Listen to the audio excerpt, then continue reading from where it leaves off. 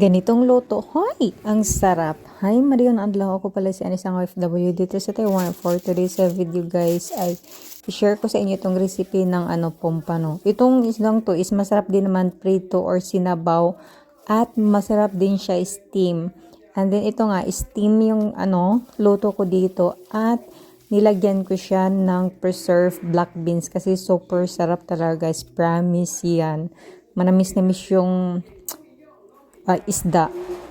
Basta ang ginawa ko, season ko lang siya sa asin at MSG. Basta hugasan ng maayos ganon. Then may luya at dahon sibuyas. Ay hindi dahon sibuyas yung medyo malapit sa ng ba tawag dun? Basta naasa gamutan the picture. So iyon na nga. Tapos naglagay ako ng kunting preserved beans. Mabibili naman to dito sa sa mga grocery store din. Steam ko lang siya ng maliit naman to, mga 8 to 10 minutes.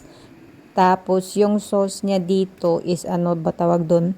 Yun na yung ginamit ko. Tapos naglagay ako diyan ng dahon ng sibuyas at saka yung may kunting sili diyan.